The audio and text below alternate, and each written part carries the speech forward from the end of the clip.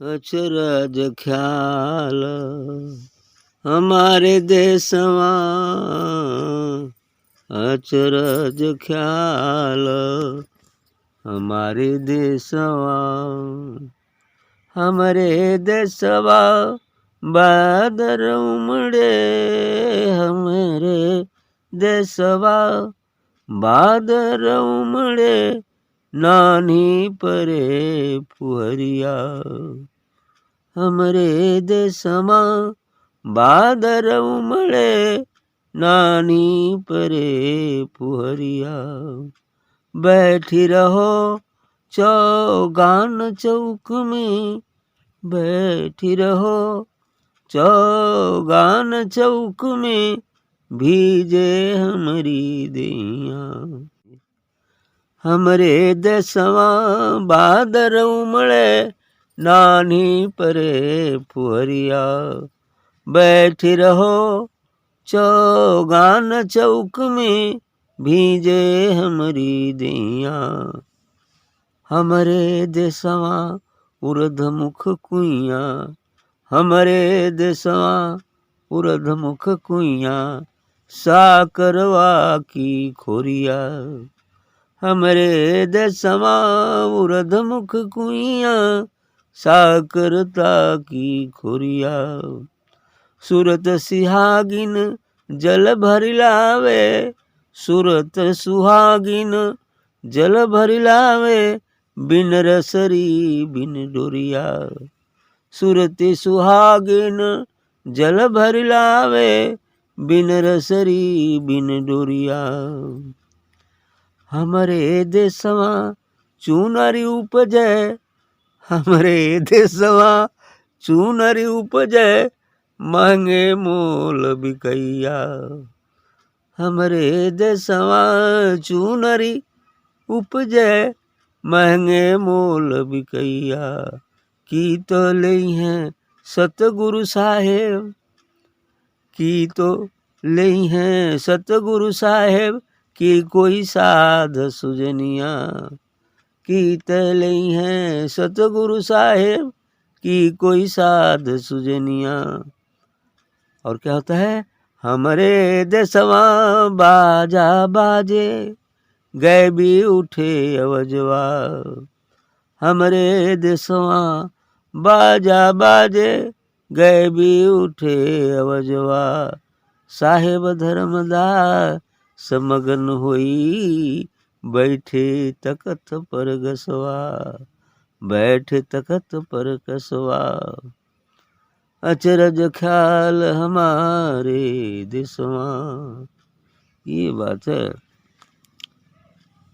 भगत धर्मदास जी को अनुभव हो जाने के बाद की वजन है, क्या अनुभव हुआ वो अपने देश की बात बताते हैं, संकेत करते हैं। कबीर साहब ने इसको एक दूसरे ढंग से कहते हैं।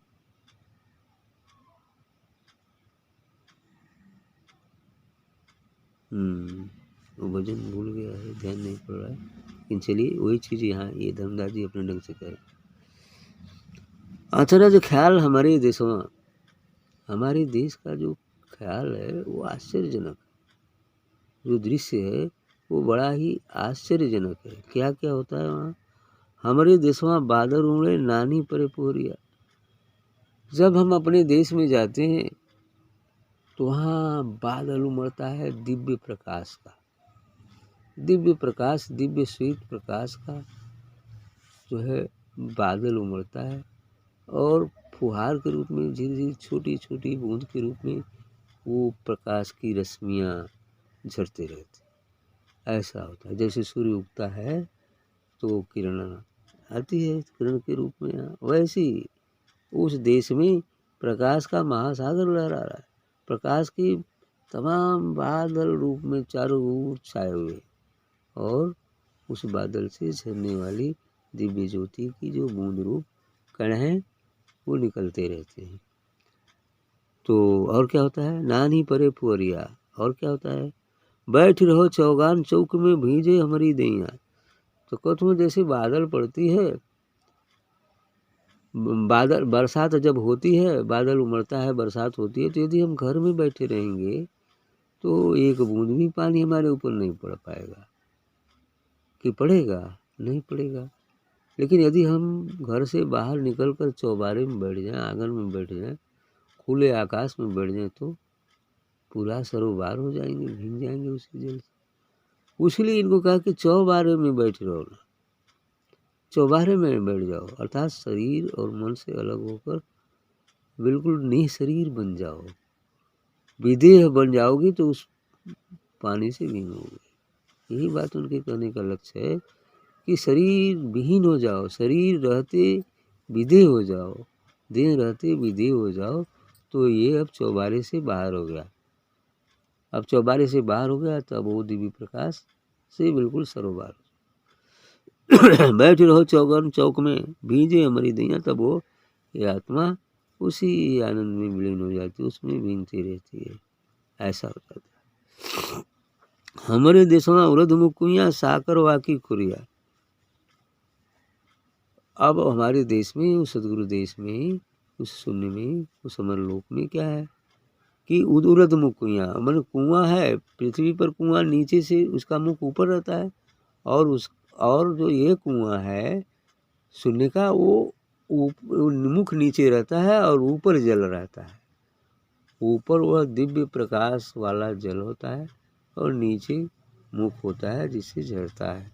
ऐसा होता है ना।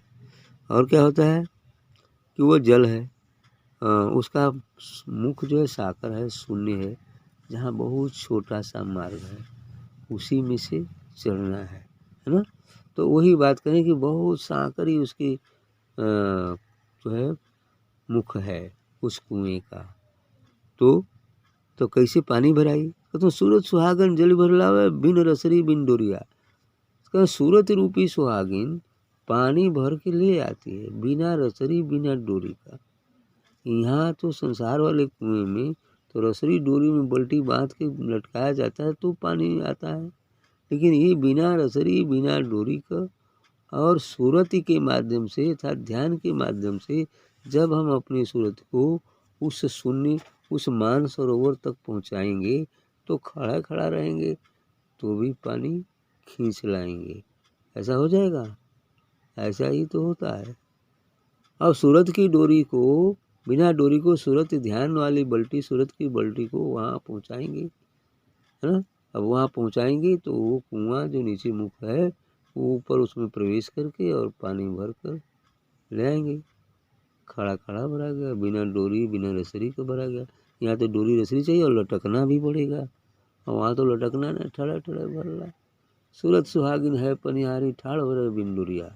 ऐसा है, ये चीज़ है ना। एक भजन में कवि साहब ने कहा है, ये ठाड़ा ही भरना है, ठड़ा ठड़ा चलते फिरते उठते बैठते सोते जागते कहीं भी भर सकते हो, क्या दिक्कत है। जहाँ बैठो वहीं सूरत को पहुँचा दो, पानी खींच रहे हैं, पानी पी रहे हैं। ऐसा ही होता है। कुछ भी करते, उठते बैठते सोते जागते खाते पीते हर समय भर सकते हो। ये चीज़ ऐसी स्थिति। हमारे देश में चूनर उपजे महंगा मोल बिकाए। बड़ी अच्छी बात कहा। इन्होंने कहा कि हमारे देश में क्या है, एक चूनर बिकती है, बाकी बड़ा महंगा है। वह चूनर किसकी है? दिव्य प्रकाश की। वह श्वेत श्वेत चूनर है दिव्य प्रकाश की, जो महंगा है। सर कलम करने के बाद तब मिलती है ना। अर्थात अपने को मिटा देने के बाद, अहम को मिटा देने के बाद, सभी विचार विकार को मिटा देने के बाद तब वो चूनर मिलती है। इतना सस्ता नहीं है कि सब लोग पहन लेगा झट से, है ना। और वह चूनर पहनते हैं तो वह चूनर की क्या आनंद है।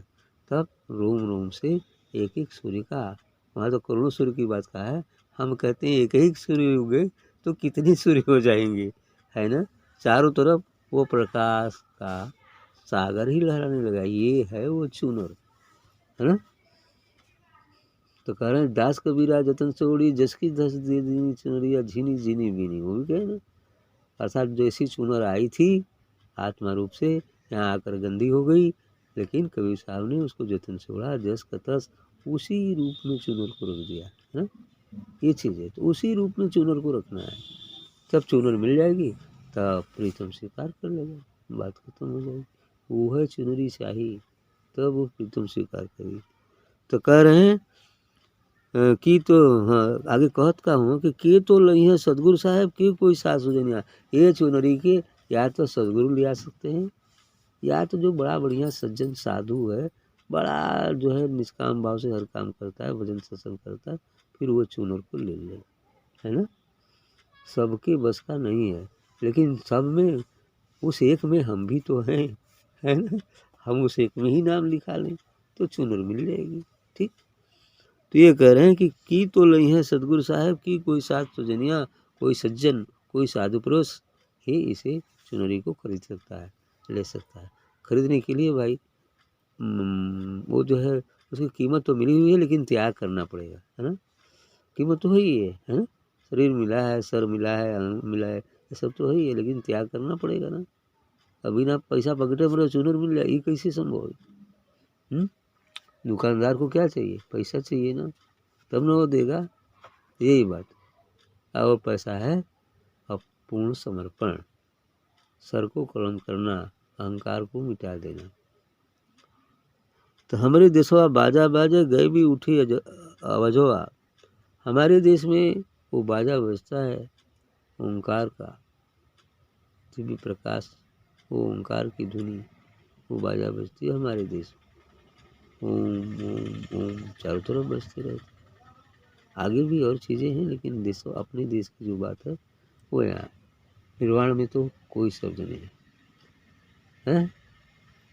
सोहम भी बजता है परगोपाल में, ऐसे ही ये सब चीज़ें बाजा बजता है। अजब कहीं भी उठे बजवाओ, अजब आनंद है, और आवाज़ गजब उठती है।